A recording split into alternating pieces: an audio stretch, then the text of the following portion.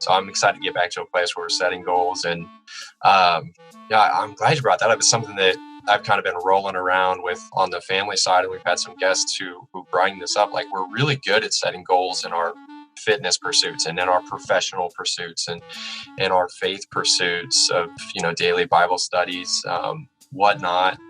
But like, setting goals with and for our family is something that I think most people don't do, and something that we're kind of struggling to do. My wife and I ask once every week or so, is like, what do we really want our family to accomplish? Like, what are we trying to do as a family? And it's a tough thing to ask, because like you said, how do you measure it and quantify it? And like, what if you fail? Like, what if you set a goal for your family and fail? What does that say about us as parents, as us as people? And how do you cope with that? So that's something that is important, and I hope to be able to start to bring some resources through Fatherhood On Fire. Welcome to the Improvement Nerds podcast, where it's our goal to bring together a bunch of improvement nerds in order to start an improve-evolution by providing people with a new tool set, a new skill set, and a new mindset. We're grateful that you're spending time with us today. If you enjoy what you hear, please follow our podcast and subscribe, because there's sure to be good content that occurs in these conversations as we nerd out. Influence is really the currency of the future.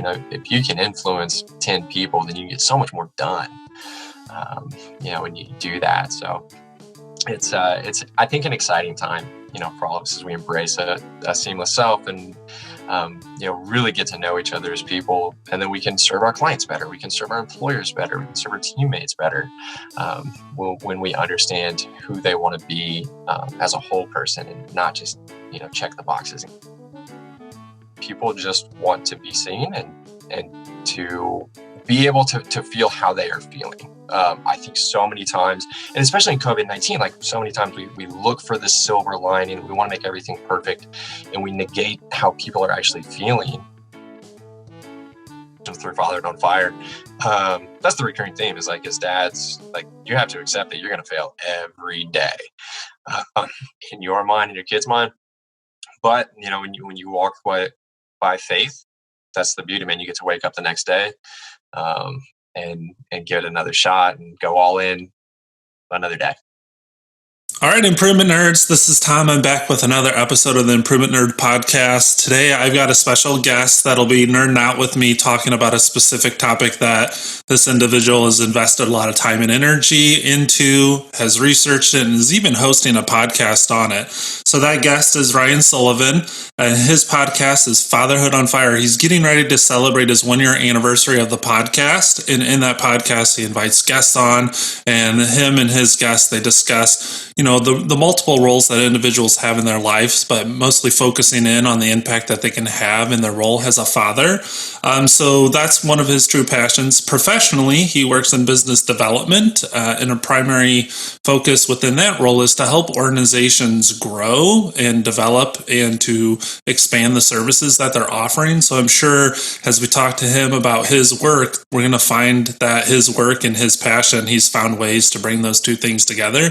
I'm just imagining that as he helps organizations grow, he's encouraging them to grow in the right ways, in which their individuals, the people they employ, are a big part of that, so that they're, growing their market, but they're also growing their people. So I'm just looking into the crystal ball. I think that might come up in our conversation. But ladies and gentlemen, I'm real excited to welcome Ryan Sullivan. Hey, Tom, thanks for having me. I appreciate the very gracious intro. I hope we can bring it to fruition. Yes, excited you're here. So before we started, you and I were just kind of comparing notes and talking a little bit about what it was like to be on the other side of the microphone. So you're a host, and now this is your, how many times have you been a guest on people's podcasts? This is the first one, man. I appreciate it. No way. I'm like, amazed that you said yes to me. I found that I could be pretty convincing, but I'm excited you're here. So I've been a guest on people's podcasts too, and they're like really short ones, like 10, 15 minutes. And you're right, it's unnerving. So Yeah, it's been good, introspection, just as I reflect on what we've done with Fatherhood on Fire, what I've done in my own life. So I appreciate the opportunity. I think reflection is a huge part of improvement and development. So, one thing I share with my guests and the value that I think we bring them is an opportunity to reflect on their fatherhood journey, which is something that many of us rarely have an opportunity to really do. And I find that they really appreciate getting to dive into that part of their story. So I appreciate you kind of forcing that on me. Yes. Yeah, that's very insightful, that taking that moment for reflection and just thinking about the experience that you've had and the experience that others have had and trying to put yourself in their shoes. And that is a tremendous way to live your life, is to try to see the world through the eyes of others. And there's growth there. Then you have just this amazing opportunity then to gain better understanding of all the different ways people can experience the same thing. So excited that you're getting out of your comfort zone and you're here today. So before we jump into this episode, tell us a little bit about yourself. In our prep, I've seen that you've got in your house, did you call it the chief chaos coordinator, or? Yeah, we just brought on a new director of cuteness and chaos, courtesy of the COVID-19 pandemic. She'll be 2 in June, and so my wife and I were both still working from home full time. My wife we're expecting our second. So being pregnant, which is in a high risk population for COVID, we opted to keep Claire home almost immediately when things started developing. So she's been with us full time for about 4 weeks, and we've both been juggling full time work. And a lot of cuteness, a lot of chaos. It's been an educational experience for sure. Yeah, I'd like to see her orientation packet and how you're explaining to her like the key competencies and skills that she has to develop. I would love to have created one. So outside of working from home, tell in the impact of COVID. So tell us a little bit about when you're at home, what are you doing? What's your role? How are you meaningfully employed right now? Yeah, so I work for C2 Consultants, business development specialist.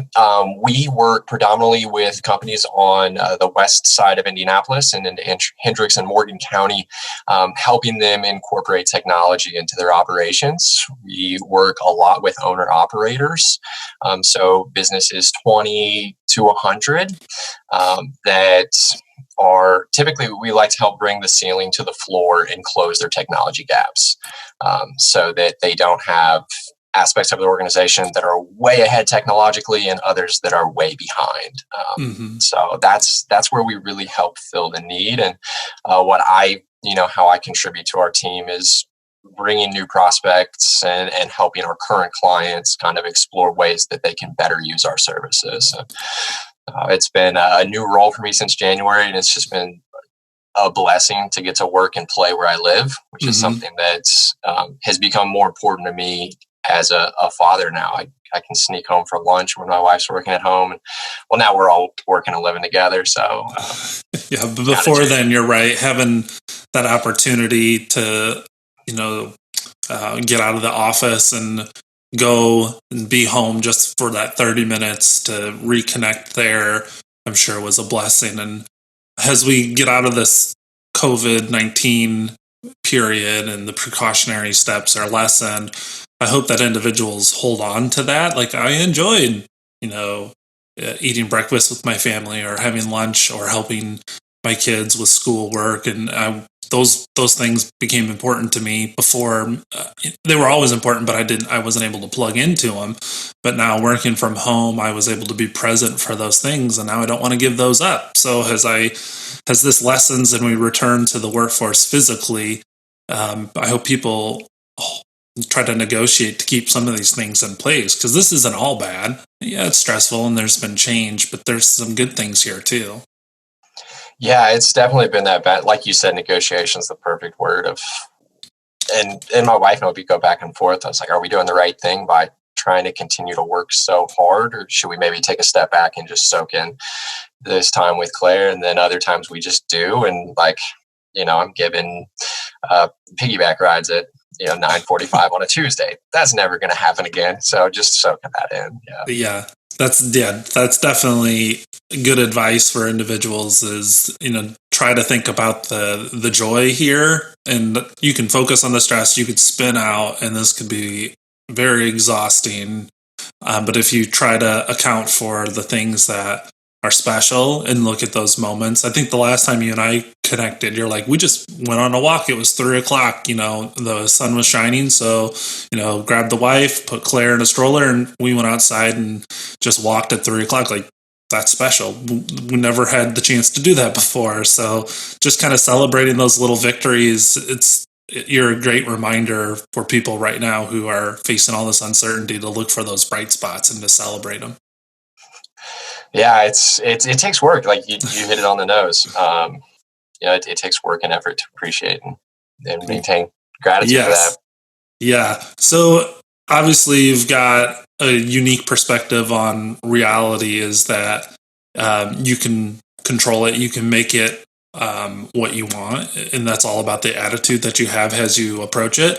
So I'm pumped up. This is going to be a super fun episode because I'm sure everything we talk about, you're going to be able to talk about the challenges and how those things might be stressful, but I'm pretty sure you'll also be able to talk about why that stress is worth it and what you can gain on the other side. So let's dive into that conversation. So that the stage setting question I ask everyone is, what nerds you out? Yeah, man, great tee up. I think just like living a whole life, well integrated and grateful. And when I think about kind of the impetus for Fatherhood on Fire, when I was in college, and then right after college, I worked at what are now called the Serious Fun Children's Camps, first Painted Turtle, and then Barretstown in Ireland, and then Boggy Creek in Florida. And these are camps for kids with chronic and terminal illnesses. So we got to host family weekends, and I got to meet some of the most amazing dads and who were leading their families through the most traumatic experiences, a father could ever go through. Their vision of their child's life has changed dramatically. And to see the dads that did that with grace and gratitude and just appreciation for every moment, even at that young age, I was 21, 22, 23. It's like, these are the dads that I want to be like. And so when I became a dad myself, it was like, how do I, fulfill that and be that dad? And that's kind of a large part of, I think, what gets me so excited to be a dad and what made me want to start Fatherhood on Fire is to, just celebrate that and provide a platform for other dads to celebrate that. So, that's a lot of what I guess fuels me and gets me pumped, is to really just understand life and appreciate it. Yeah. That was something that was probably pretty unique for you to get to see and observe, and probably in some ways was uncomfortable. I know friends, and I personally, when there's people who are grieving or they face challenges, the last thing I want to do is to be right there and face it with them, because it's terrifying. And in some ways, like, I didn't have the confidence that I could stand in that place and be the person they needed me to. So, at that young age, you demonstrated leadership and resolve and strength by being present with those individuals who were facing these challenges. Because I know for a lot of individuals, that's hard to do. And they make decisions that sometimes they might regret, because they see someone suffering and they don't know how to act or behave, or they don't think they could be there for that person, so they shy away from it. And, I think what you had seen is that in those moments, you're going to grow more, you're going to learn more than you think. You're like, oh, I'm there for that person, and look at how I'm helping them. But reality is being there with them in that moment, you're really helping yourself. You're going to grow tremendously as an individual. So I think what you're highlighting here is, at a young age, you got to see how individuals face challenges, and you allowed yourself to be inspired by those things. Yeah. And, you mentioned, I bring that up, and actually like this last in 2019, one of our best friends, they lost their firstborn at about 20 weeks, and really, really hit my wife and I, and probably a lot because of what you just said. I felt compelled and more capable to be with them through the grieving process. We went to, a walk with them, which was really uncomfortable, but, having had that experience. And the biggest thing that I learned from my camp experience and then to relay now is that people just want to be seen and to be able to feel how they are feeling. I think so many times, and especially in COVID-19, like so many times we look for the silver lining. We want to make everything perfect and we negate how people are actually feeling. And the same thing happens in business and in fatherhood, and that everything's got to be perfect. And like, if you're just have the right optimistic attitude, then everything works out. But people need to process that grief and process how they're feeling. So setting the stage so that people can do that is huge, and it's key to success in every field: business, fatherhood, parenting. I think in fatherhood, there's been a kind of a lack of that opportunity to process how we feel as fathers and to share it. So there's just so much overlap between what we go through as parents and in our workplace that is just really exciting, I think, to be able to bring to the forefront. Yeah, this is definitely something that is unexpected in this conversation, that, how you got on this path and the things that you've seen in your life that have allowed you to arrive in this space that you're at now, where you view the world in a way that it's not all rose-colored glasses, but it's reality, and you respect that. Grieving is an important emotion, and experiencing anger or frustration and stress. And if you just bury those things, they fester and they become far worse, versus creating the spaces where those things can be experienced and that individual is not judged for experiencing those things, so that they're able to deal with those emotions and grow through those emotions and move into the more healthier emotions. Because if they're stuck and they don't feel safe to experience or grieve, they really don't have an outlet, and those things can really overtake them. Versus those who are given the space, they can experience those things in a healthy way. And I've seen individuals grieve in very healthy, creative ways. So you and I, we talked in our pre-roll about Ironman, that you did Louisville 2018, I did Louisville 2018, and I've done a couple of marathons and I've done some charity running, and every time I've shown up and I tried to do those really challenging things, that not just me that's out on that race course pushing and enduring and trying to beat the course. I'm backed by individuals who are rooting for me, and I have a purpose. So when I did charity running at the Chicago Marathon, I was raising funds for the Shriners Children's Hospital, because my cousin, her daughter, had a pretty bad diagnosis with an inoperable tumor, and it was causing a lot of pain and curvature of her spine. So she went through a lot of orthopedic procedures. And every time you saw this, her name's Savvy. So every time you saw Savvy, she was just this ball of energy. She, was obviously in pain, but she had this outlook on life, is that I can endure these things because they're worth overcoming to live the life I want. And she just had this spirit about her. And she was probably at the time like 5 or 6, and I was a 21-year-old. And she impressed upon me that, try to live your life in any way that you can. You can't control everything, but you can always control how you show up. So I did charity running for her. And then when I did Ironman, it was yet another run that we did while raising funds for charity.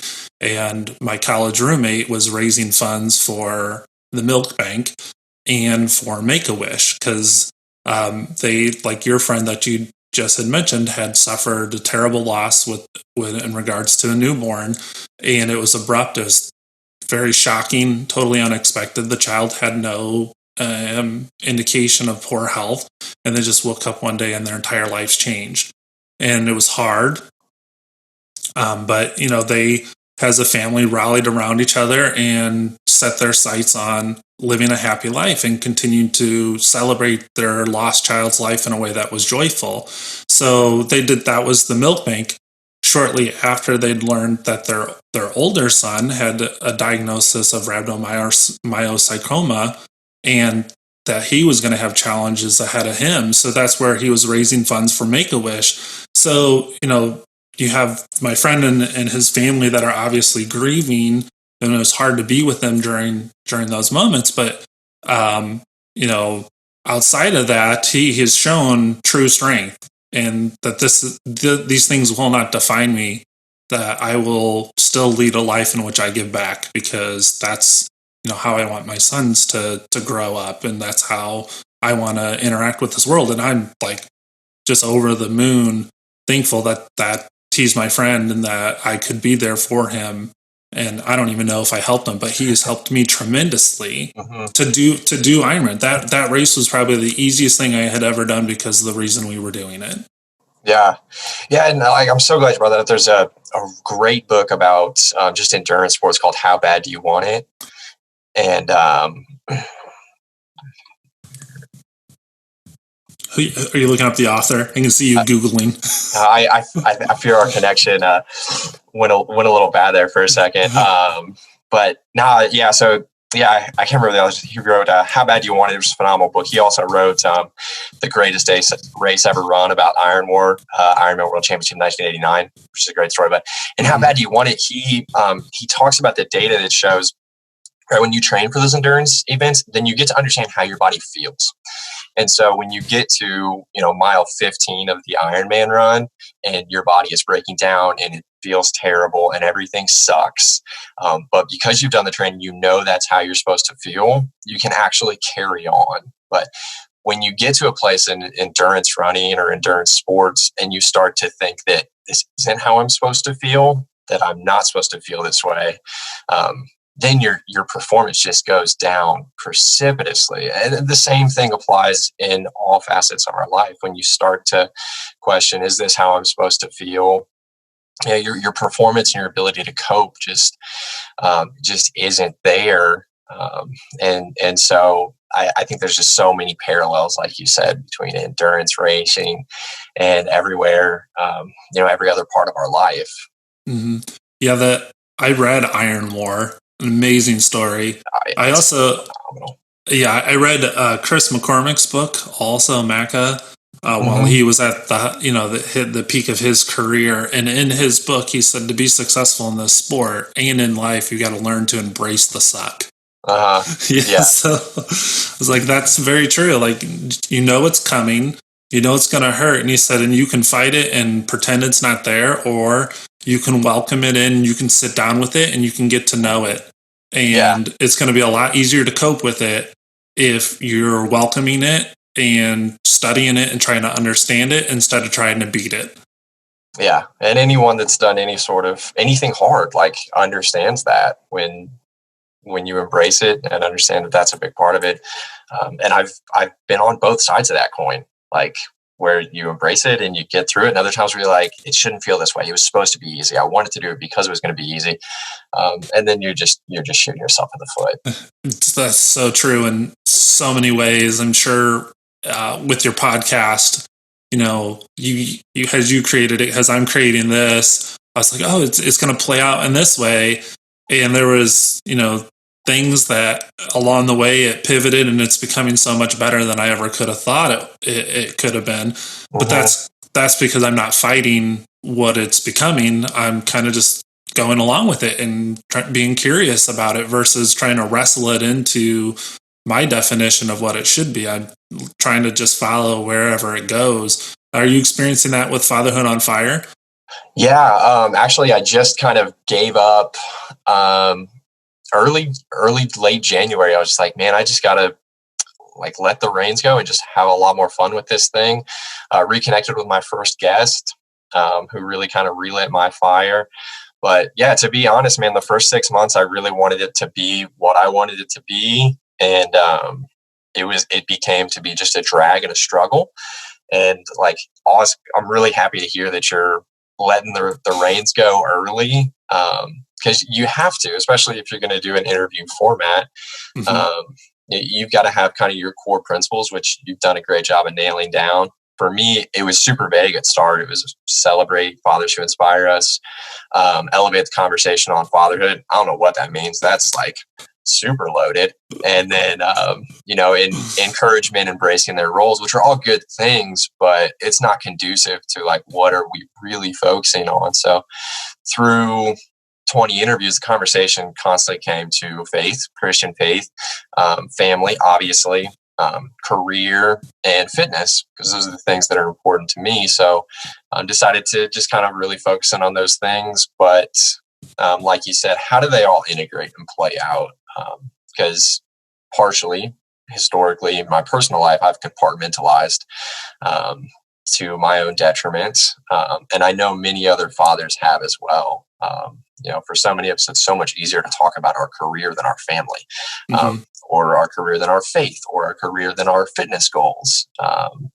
And so trying to create a platform and an opportunity to get those on a more integrated playing field, like you said, the seamless self, when we connected, trying to bring all those components of our life into a more healthy way, while still being respectful of other people's faiths and ambitions and health goals, and provide just an opportunity to share that. And it's been awesome, like you said, the last couple of months of just embracing what it's become, and just having really candid conversations around those tough issues to integrate.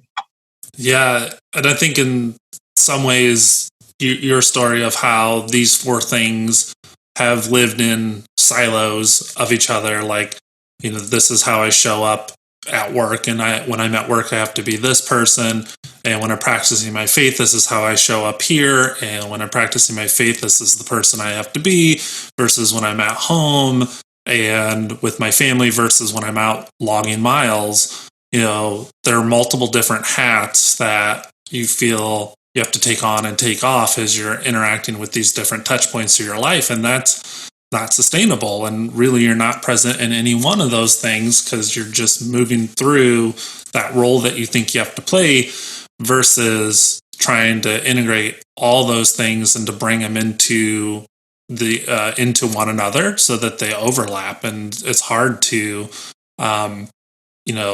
differentiate. So in some ways, take the sport of endurance running, that has an element of faith to me, because it's how and obviously fitness, but that's the community that I belong to. And I don't just run and whatnot, but I volunteer at packet pickup events and try to give back through that. So there's a part of philanthropy, and that oftentimes comes out of where the person practices their faith, so it's their altruism.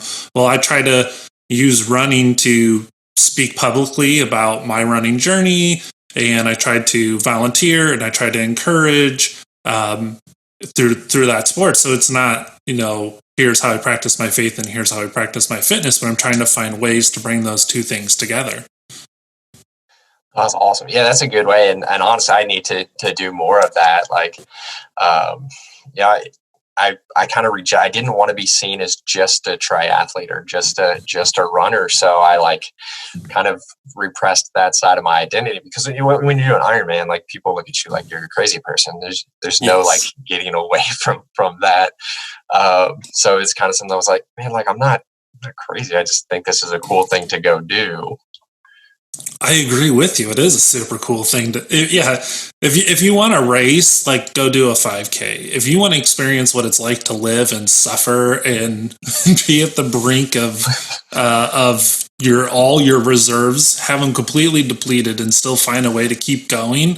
If you want to do that, then Ironman. Now, I don't know where you are on the spectrum of what's beyond Ironman. in some ways I didn't pick Ironman, like it picked me. My wife did it first. She put a lot of Yeah. peer pressure on me, and then the events that had played out in my roommate's life and the goals that he'd set for himself, I wanted to be part of that. So it came calling, and I just said yes to it, because I could have resisted it and I could have said no, and this isn't where I wanted to take my running career. But I just went with it, and I had so much fun. And now I'm asking, well, where does this endurance world take me next? And just being curious about ultras and things like that. And my wife's getting curious about it. So she's the executor in our relationship. So she's going to do one, and that means I'm going to do one eventually. So have you looked at those yet? Yeah. So actually, now having Claire in our family in a second, I've actually decided to step away from triathlon because I can throw Claire in the running stroller and spend some time with her. And so I'm going to focus on trail running, and I'm definitely, I guess reluctantly, like curious about the ultra distance and trail running. And I think just, being in a technology role, I spend the majority of my working day staring at a screen or talking with people about technology. And I have a huge appreciation for connecting with the natural world. And so trail running becomes kind of a forced outlet to spend time in nature, in God's creation. So that's where I'm going to take my running and endurance career next. So I'm excited about that. But I've got a buddy who did, I think, 100-miler last year. He was actually one of my second guests, one of my early guests, I think third. And it just sounds miserable beyond miserable.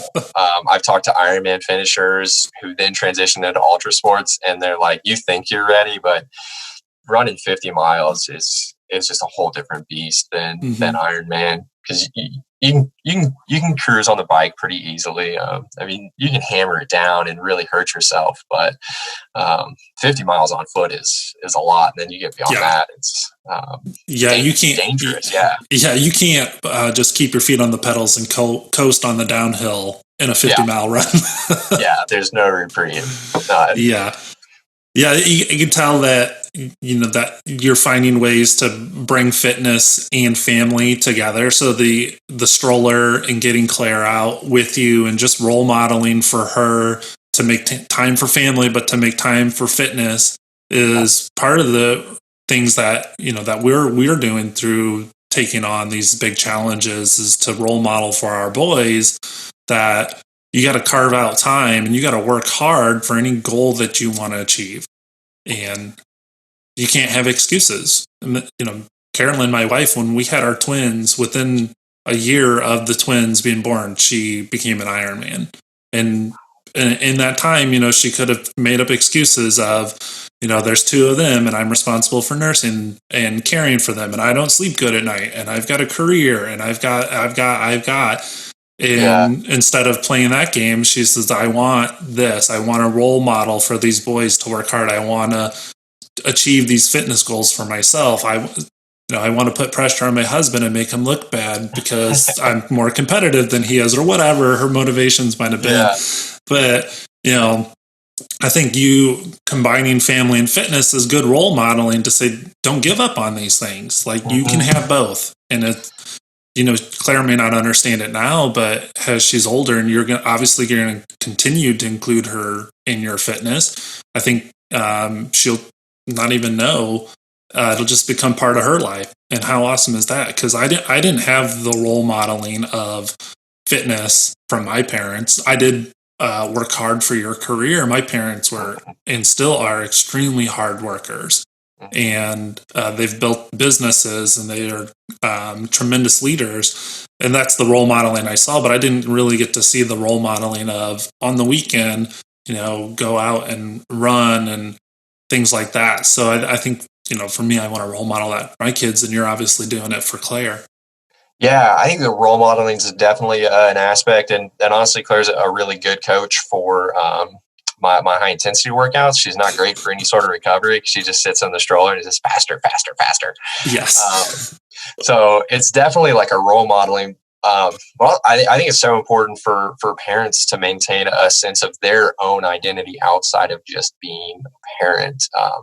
We see so many parents fall into that trap where their identity is totally consumed by their child's performance and what their kid does. And so for me, it's important to remain not just active, but competitive. And like you said, setting goals. So, for me this year, I want to go sub 145 on a trail half marathon, which would be a feat for me. My PR on road is 140. Staying competitive, staying aggressive and ambitious, and not getting lax in my own ambitions, I think is one of the big parts of that role modeling for our kids. It's not just being active, but setting goals and going after them with intent. Yeah.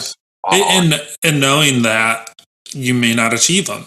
And I think sometimes people are hesitant to set a goal because they're not confident they can get there. Well, one we know from the 7 Habits of Highly Effective People, which they are teaching to my 6-year-old. So there are schools that use the Leader in Me curriculum. So his name's Hagen. He knows how to put first things first and sharpen the saw and how to establish SMART goals and things like that. So, he and I, we have a similar language. And when it comes to marathoning, my very first marathon, I wrote a SMART goal because I'm a nerd. But a lot of people, when it comes to any goal, they won't put it on paper and they won't try to articulate it because then it becomes real and serious, which can be motivating, but it can also be really, really scary because once you commit to it, if you fail to achieve it, then you've failed. But I think there's even good role modeling there of how you handle failure once you don't achieve a goal you've set for yourself, either personally or professionally or in any other context. Yeah, exactly. It's something that, like, when you get so far into endurance sports, you just kind of start doing races. And I felt guilty to that trap. I was like, especially having a kid. But sometimes you need those seasons in your life. But so I'm excited to get back to a place where we're setting goals. And I'm glad you brought that up. It's something that I've kind of been rolling around with on the family side. And we've had some guests who bring this up. Like, we're really good at setting goals in our fitness pursuits and in our professional pursuits and in our faith pursuits of, daily Bible studies, whatnot. But like, setting goals with and for our family is something that I think most people don't do, and something that we're kind of struggling to do. My wife and I ask once every week or so, is like, what do we really want our family to accomplish? Like, what are we trying to do as a family? And it's a tough thing to ask because, like you said, how do you measure it and quantify it? And like, what if you fail? Like, what if you set a goal for your family and fail? What does that say about us as parents, as us as people?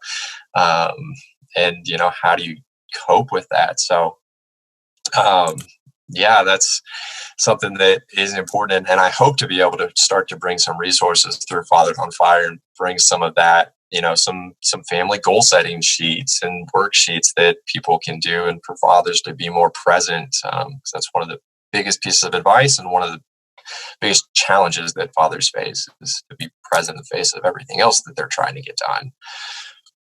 Yeah, I think in all of those elements of the life, I want to return to that. Let's be a whole person and a seamless person. And like those goals, you may say, hey, this is my faith goal or my fitness goal or my family goal. But if you roll them all up, the overarching goal is the impact that you make as an individual and the purpose by which you lead your life, or the amount of love in which you gave in your life and things like that. So there's those, individual goals, but there's that overarching bigger goal of, what impact am I making? I have a good mentor who helped me kind of get this whole thing started and to take the leap. And he really changed my way of thinking about success. Because in my career, I have a degree in finance, so I was measuring like KPIs, key performance indicators, and ROI, return on investment. So a lot of data, hard measures to say this is why I'm successful. He said, yeah, I don't doubt that. He's like, but what are you doing that is significant? And he's like, if you want to be good at this, you have to learn how to put significance over success and start to think about the impact that you're having on the people that you're leading through these projects or the learners in your classroom or whatever. Be thinking about your significance more than your success, because you got to be thinking about more ways you can give than you can and then you're going to get. It's like those that give more get more. And it's like if all you're focusing on is success, you're thinking about how do I get. So significance is more about how do I give. Yeah, it's interesting. So with all of my guests, we ask like, how has being a father made you a better professional? And with our younger guests, it's typically very practical, very pragmatic. It's, like, well, my priorities are honed in. I've gotten really good with time management. I'm super focused when I need to be so I can get my work done and go home and be present. With our older guests, it's much more macro level. And one of the best ones was with recent guest Marty Samples, who began his career in ministry for at-risk youth, transitioned into technology, and he's got a daughter pursuing a PhD and a daughter who's a county manager. And so Apple kind of fell far from the tree twice. What I can attribute that to is what he said. His advice was, and what's made him better is to be a student of your child's design. And he applied that in his leadership as a professional. Like everyone he leads, he wants to understand who they are and what their goals are. And that's how he's found success as a professional and how he's found success leading his family, is to try to break down and get away from expectations that maybe the church might have put on his family when he was a minister, and just really create an environment of love and encouragement and just understanding who the people are that he's trying to lead. And so trying to embrace that mindset and that philosophy as we lead our family and as I lead professionally and in fitness and faith as well, is huge, Tom. Yeah, the insights that guest had shared was something I wish that I would have understood when I was younger. So, and there's probably a lot of young professionals who are still impressed or formed by their education in their early career. And, in some ways, like, I don't know if I could have understood these things until like I actually had the capacity to experience them. My dad always says, like, you can't teach what can only be learned.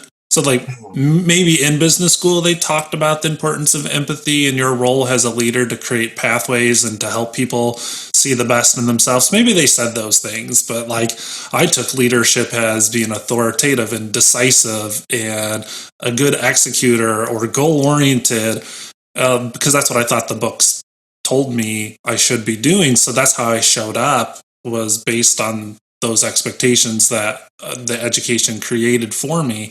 And that's how I led individuals. And along the way, I felt that I didn't like being led in that way. And I had a lot stronger relationship with my leader when they knew who I was as a person.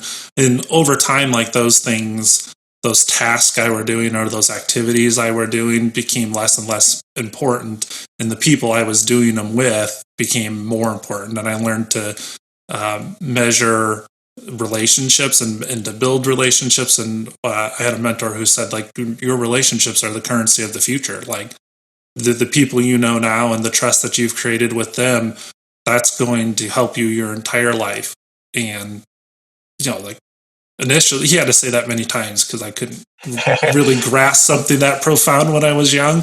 But now looking back on it, I'm so glad that individuals had patience with me to allow me to get the life experiences I needed to understand how to show up and to just be present and to enjoy that experience and to enjoy the people I was having that experience with. And man, I feel like I don't have to work as hard anymore. It actually feels more like play than work. And that leader, he didn't call us his team. He called us his work family and stuff like that. So, that's what your friend had said. That's so profound. And I'm glad there's so many leaders out there. I'm hopeful that we can have more young leaders that can think and act in that way. Yeah, it's exciting. I think there's going to be kind of the double-edged sword where, I think it is becoming really trendy. And Marty hit on this as well, that emotional intelligence has come to the forefront. And so everyone's talking about it and everyone's quote unquote doing it. But like, are people doing it well? And I know you're a fan of Conscious Capitalism. I'm reading through it right now. And, he really drives home the point that if it's a bolt-on, aspect to meet some business ends, then it's not going to be effective. But if you really apply it, like you said, and really invest in those relationships, then you're going to see it. And like you said, like, relationships with the currency of the future, influence is really the currency of the future. If you can influence 10 people, then you get so much more done. When you do that. So it's I think an exciting time, for all of us, as we embrace a seamless self and, really get to know each other as people. And then we can serve our clients better. We can serve our employers better. We can serve our teammates better. When we understand who they want to be as a whole person, and not just, check the boxes and get the tasks done. Yes. And you'll serve them in a way that is more self-serving in some ways. Like, by giving someone else service and showing up for them, we benefit from that as well. Oh yeah, 100%. I think it back to my camp experience. Like, the kids were there for 7 days. We were there for 3 months, just soaking it in and serving them and growing as people. And now, a ton of camp professionals gone on to do awesome things. They're lawyers and doctors and leading and starting, podcasts about fatherhood and other just wonky stuff, because they just see the benefit and the value that they can bring to the world and themselves through serving others. Yes. Yeah. I'm so glad that you've taken time out of your day to come and nerd out with me and to talk about, your passion specifically about, how fathers can be more seamless. But I think outside of just fathers, you believe that this is important for every individual. But you're creating tools, you're creating resources to help fathers obtain those things. So I think that's cool, because there is, in some ways, I don't know if it's like a stigma or there's this, gap that we have to cross, because my parents, like, the way they parented was through being providers and working hard and creating a better opportunity for me. And I'm like beyond grateful, because of the sacrifices they made, I was able to attend a university and better myself. However, now that effort, energy, and like the way my parents parented has positioned me to like be the person I am. Like, my tendency is to want to parent in that same way. The reality is for my kids, like, their needs are going to be very different than what my needs were as a kid. So I can't just provide for my kids by working excessively hard and bringing home stability in the form of a paycheck, but I have to provide for them in different ways, because the world that they interact with, it was very different than the world I did. Like, the risk for me as a kid to have obesity or depression or anxiety or suicide in the time where I was a teenager, like, those things, like, no one I knew smoked cigarettes when I was little. There was no thing as vaping or juuling or whatever. So, like, it just seems like our children are under more attack. And I'm sure our parents had concerns, and they thought we were under attack too when we were little, and they wanted to protect us and defend us. But I think, we had it easy as kids, and our kids, they're going to have unique challenges, and to prepare them, we have to parent in different ways than our parents did. And it can't just be by having a really good career that allowed us to make a really reasonable living. Yeah, and one of our guests, actually, Meredith, she's the editor-in-chief of Working Mother magazine. She broke it down. So she was, ask your kids what they need. Like, ask your kids what they need from you. I said, does that work with a 1-year-old? She goes, you're going to have to wait a little bit. Mm-hmm. But she says, she had a 5-year-old at the time. I said, what do you need? And said, I need you to read me a book and tuck me in at night. Like, we as parents think that our kids need so much from us. But I think oftentimes it is that simple. they need you to read a book and tuck you in at night, or they need you to go for a walk and listen to what they're saying. So I think you're right on. And there are some, like, I'm horrified of the screen situation that we're facing as parents. I'm excited about the opportunities it presents and where technology improves our lives for sure. But there's access to certain information at too young an age, and just all the different threats that you kind of hinted at, juuling and vaping and all those things, and how we navigate those is a challenge that we have to step up to as parents, of the many things that we have.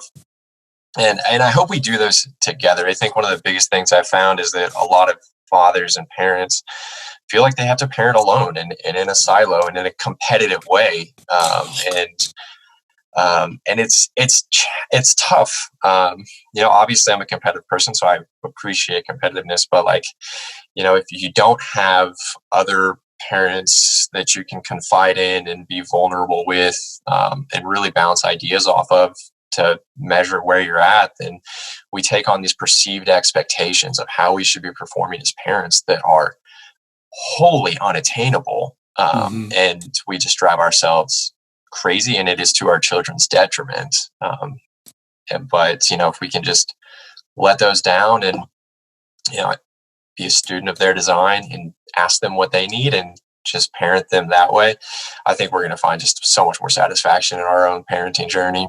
Yeah, that is something that I think is hugely important for people listening to this to try to take away, is don't compare yourself. That's easy to do, and a lot of individuals have online personas in which their lives appear to be perfect, and the meals they make look exactly like the Pinterest post did, and the trip they went on, it never rained, the weather was perfect the whole time. So if that's all you're soaking up as a parent, you're really not consuming reality, and you have to create relationships with other parents that will tell you what the reality is. And I think it's been just a tremendous help for my wife and I to pick up the phone whenever we're facing a challenge and just have the conversation versus trying to be resourceful and go online and figure those things out, because what we're looking at there probably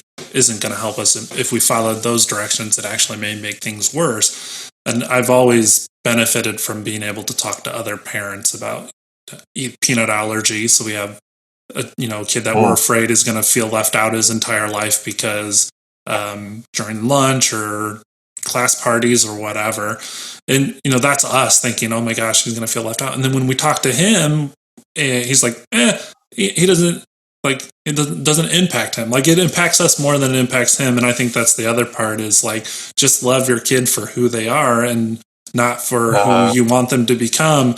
And that's huge too. And I think once you put yourself in that space and you start to talk to them and you learn how they identify themselves, you quit trying to imprint who you are on them, and they will amaze you. And I've probably learned more as a person by watching how my kids soak up the world and the ease in which they do it in, and the fun that they have as they do it, where I'm able to take things a little less serious and be the goofball that I naturally am, that I felt that I had to kill when I turned 18. I'm like, no, you're entering the business world now. You got to act like an adult. No, I call myself an improvement nerd. And people got a response out of that. And the only reason I did is because my kids gave me the confidence that I could be who I was meant to be, because that's what they were doing. And I'm like, man, I got to hold on to that. I got to hold on to that for myself. I want to hold on to it for them so that they can, always have a life that's full of joy, instead of try to fit a life according to a role or an expectation.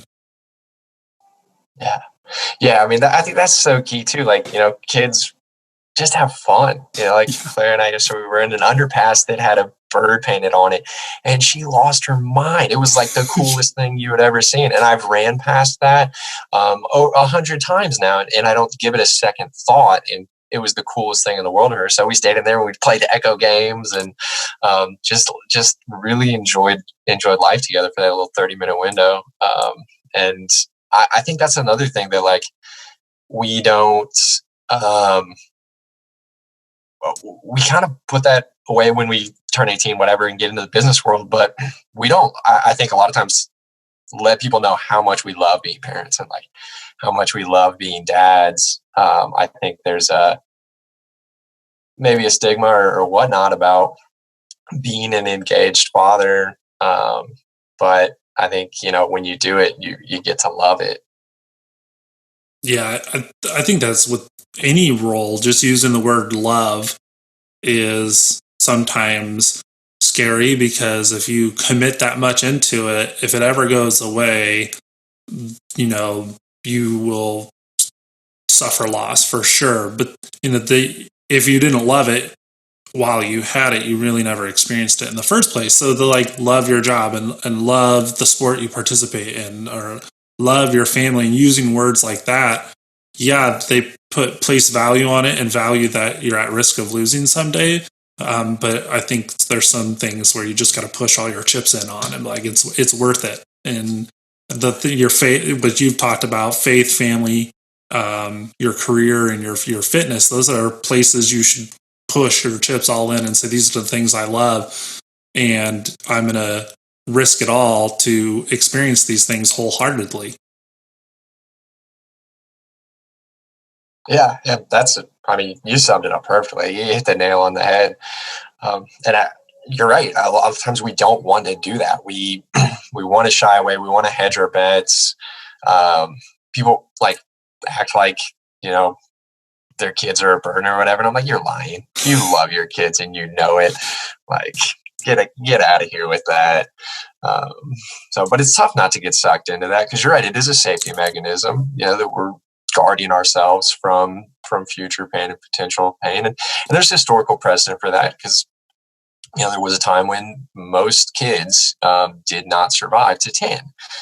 This is, back in, BC and Greek and Roman times. But, so we're overcoming those. And so that's kind of a wild tangent, but there's some precedent for that fear that's not totally unwarranted, but is certainly 100% worth working past and going all in on. Yeah, that was really nerdy, but there's a lot of people who have researched it, and the hijacking. So when your subconscious takes over, like I think Brené Brown, she does a great job of storytelling, and she'll talk about a period in life where her daughter's going to prom or something like that, and they get in the car and they go away. Instead of being happy that my daughter is going to get this life experience, automatically she starts to account for all the things that can go wrong about car accident or the car breaking down. And just as soon as you see something joyful, like your mind in some ways flips this switch and automatically starts to think about the worst case scenario. And she said, this is something you really can't control. It's your subconscious. This has been programmed into us as a part of how people have lived their lives before us. And these things happen automatically, like the the fight or flight kind of thing. That's another thing. Like, yeah, our risk of being eaten by a bear in society is super, super low, but it wasn't at one point. And in order to survive, we had to have this subconscious part of our minds take over and either position us to flee or to fight. And those things, they still happen today, even when there's not a real or evident threat. Like our amygdalas kick on and we have a hijacking, and as a result, we're fearful for no reason and we have anxiety. And, they're just kind of, in Brené's and all these experts' opinions, like those things, they're going to continue to happen, but you have to know why they're happening, know that they are happening, and then allow your actual thinking brain to kick back on. And so what you said is totally it's true. We react in certain ways and we can't explain it, but it's always going to happen. And we just have to understand that they're going to happen and know when they are, and be present enough to allow ourselves to detect it's happening and then to find a way to stop it. Yeah, I think it's only going to get harder because we have more and more stimuli coming our way. that our brain is not going to develop nearly as fast as YouTube videos get uploaded. I'm confident in that. So being cognizant of those things and being able to get ourselves back to a place is going to be a huge challenge for us in raising our kids and navigating the new business economy. So yeah. I just think this conversation's been a lot of fun, and we've talked about endurance sports, and we've talked about charity running. We've talked about, your experience in practicing faith and watching individuals walk with their faith as they face big challenges. I mean, this episode has just been huge, and it's hard to sum up, but I think if I were to try, it's to take the risk for those things that you really place value on, whether it's your career or your faith or your family or your fitness, is to set the goals, put it out in the universe, and to risk it all, because if you don't take that initial step, none of it's going to happen. Yeah, I'll take that. I agree. It's scary. I'm not going to sit here and just say yeah, that's it. Just do it. Take your goals and put them out in the universe, and you'll succeed. I think Brene Brown, like you mentioned, she does a great job. You will fail. It's not go risk failure. It's you will fail. From my experience in my career and getting to have awesome conversations through Fatherhood on Fire, that's the recurring theme is as dads, you have to accept that you're going to fail every day, in your mind and your kid's mind.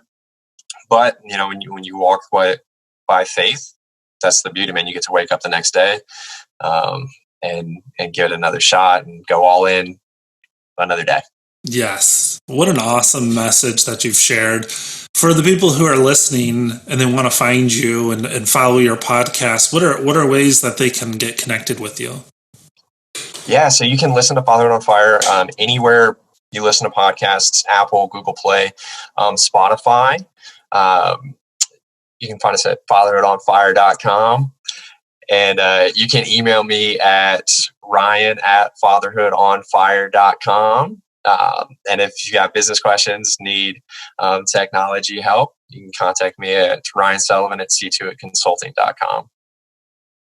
And Fatherhood on Fire is on all the socials. Awesome. Yeah, I hope individuals, were inspired by this episode and that they reach out and you're able to meet those individuals where they are in their life and help them. But I know that you'd welcome them into your life, because in doing that, they're going to help you. I just love the way that you view how individuals grow as people is to allow themselves to rely on other people. Yeah, 100%. 100%. Steel sharpens steel. Awesome, man. All right. Well, I'm going to bring our episode to a close. I can't thank you enough for being with us today. Thanks for nerding out, man.